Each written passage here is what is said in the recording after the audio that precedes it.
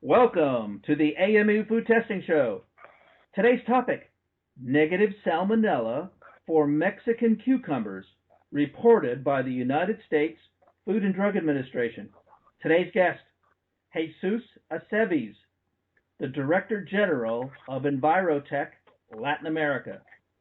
Jesus is the Director General Enviro Latin America. He earned his degrees in engineering and biochemistry at the Instituto Tecnológico de Estudios Superiores de Monterrey, Nuevo León, Mexico. He is active in food safety in the produce sector in northern Mexico. He was a biotechnology manager at ProAqua México, Proveedora de Insumos Acuicolas. He has his certifications in hazard analysis and critical control points, HACCP, from NOAA, the USDA National Training Branch. Now, welcome with me to the AME Food Testing Show, Jesus Aceves from Mexico. Jesus? Andy, thanks for your invitation. Well, today's topic is particularly timely because of the recent exchange of reports from the US FDA. Let's begin with a very general question. What is a foodborne pathogen? Well, a foodborne pathogen makes people sick. And in the case of salmonella, you will have diarrhea and vomiting and maybe fever. And in some cases, it can lead to death. Well, Jesus, you have said it. What is the salmonella organism, since we're talking about it in today's discussion? Can you say it again, please? Yes. What is the salmonella organism? Okay. Well, it's a bacteria that it normally occurs in the air, in the soil, and water. Very good. How do humans react to this organism if it's consumed in their bodies? Well, as I said before, it can cause diarrhea and vomiting and stomach pain and fever, and in some cases, death. Those are all horrible circumstances. The recent US FDA Salmonella warning about Mexican cucumbers. Can you tell us about that warning? Oh, well, yes. In April 26th or 28th, the FDA make a notice about an outbreak in 18 states, and it's supposed to be linked to Mexican cucumbers. Nonetheless, so far the last FDA report of May the 8th, they have no evidence that the Mexican cucumber were linked to the outbreak.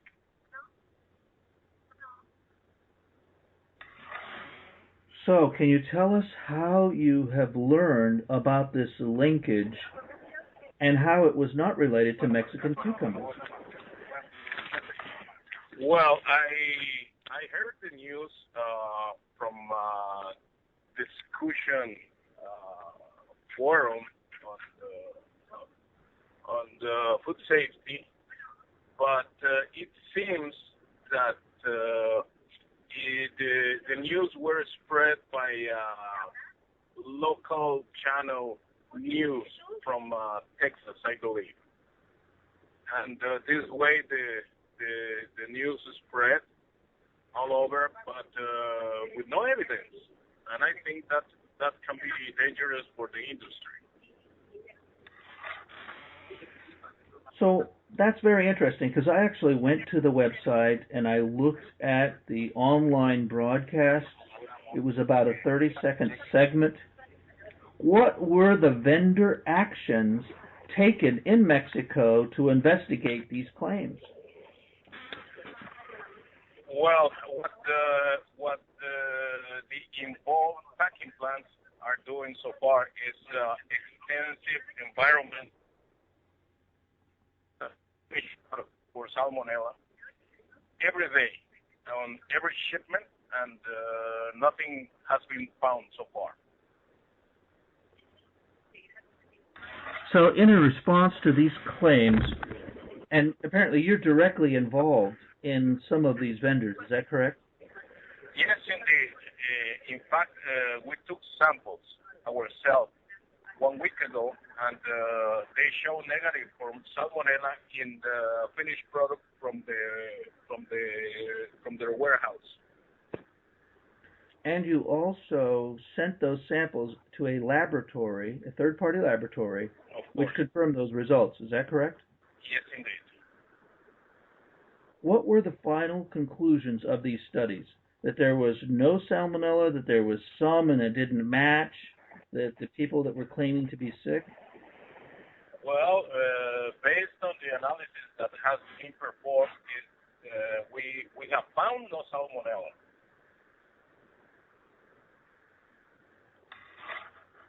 So did the USDA report these results of non-detection? Not really. What the FDA said on their last report is that there is no evidence that these two packing plants or this particular brand is linked to the outbreak. So my question is, how the traceability programs are working? So how is the FDA evaluating all this situation, and how they assume that these cucumbers are linked to this particular brand or this particular packing plant? How did the FDA correct their first report? Well, I'm not sure they correct the first report. They are still investigating, but so far they have no salmonella on those cucumbers. So as I was telling you, Andy, I think all this is about traceability, and if we have our traceability programs working as they should be, at this point we're supposed to be able to know where these cucumbers are coming from, or if are the cucumbers that are making people sick. Very good. So the traceability is an issue that you would like to focus on in your consultations to the Mexican producers of this product known as cucumbers. Is that correct? Yes, Andy. I think traceability works in both ways. It's not only to link, like in this case, an outbreak to a particular produce or brand or packing plant, but I think it also to prove that it works in other direction. So in this case, this involved cucumbers, this particular brand, can show with their traceability program that those cucumbers are not theirs or are not responsible for the outbreak. Very good, Jesus. What is the optimum or the best food safety approach to protect the public from salmonella? Well, everything starts with the good manufacturing practices that goes from the field, and I think in Mexico we have a long way walk already regarding to that with the practices in the crops, in the harvest, post-harvest, and of course sanitation and cleanliness of the facilities, personal training, and of course the food itself to be sanitized.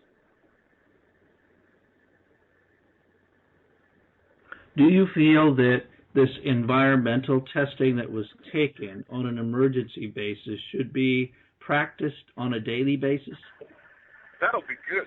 If not daily basis, I would say at least once a week. So you can have a track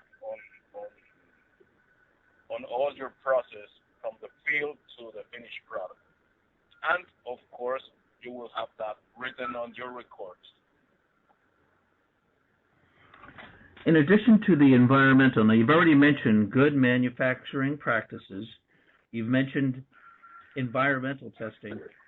Would you consider product testing in a lot basis an effective method to screen for these pathogens? I think doing that will help a lot. And well, we all know by now, Andy, what is coming with the new FSMA, and that all these regulatory issues are going to be tighter. But what we have been doing, what is once again the MP, the SSOPs, and the HACCP plans, we have to work everything like just one food safety program in order to assure that our product is safe to humans. But I think the environmental testing, or ET, is very important to assure that, and I think that should be a part of our food safety program in all packing plants or with all produce companies. Well, Jesus, thank you for your time. I realize you are traveling today, and that I'd like to now allow you to talk about your services that you offer at Envirotech Latin America. Thanks, Andy. Well, what we do, we are food safety professionals. And, we do sanitary interventions for products in general, fruit and vegetables, poultry, beef, and every kind of food and beverage.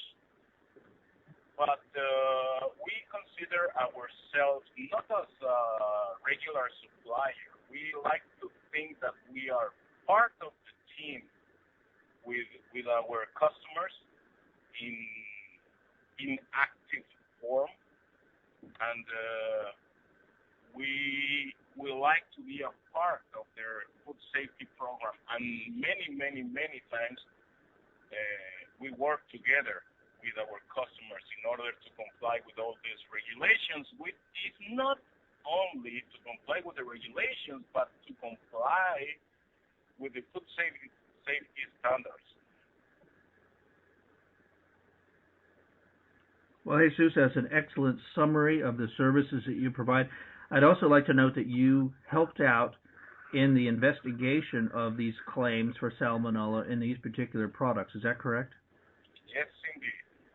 Because we have a commitment with the industry, and what is good for the industry will be good for all of us.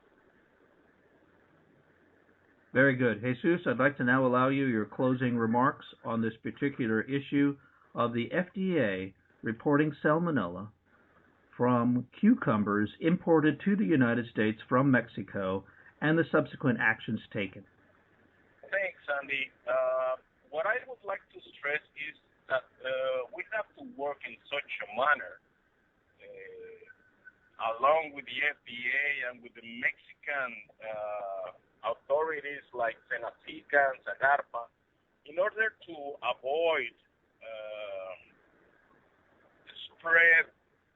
spreading news that are not confirmed, work in the traceability programs to really determine who is or what is the cause of these outbreaks, whatever outbreaks will be in the future. Because remember, our business is to decrease the risks, but we hardly can control all the environment, as you know, from the field to trailer containers or warehouse in the U.S. or other kind of handling that the products will have. But I think we have to work as a unit in order to focus on the wellness of the consumer and produce safe things for human consumption. Well, Jesus, again, thank you for your time. And if you have any other of these outbreaks, feel free to give me a call. Let's get you back on the show and describe your remediative and investigative efforts. Thank you very much, Andy. Thanks for the opportunity to contribute to food safety. And, well, if you need anything from me as well, feel free to contact me anytime. We'll appreciate me posting your contact information if they desire any other assistance in Mexico and your Latin American territory. Thank you so much, Jesus. Have a great day. You too, Andy. Thank you very much. Bye.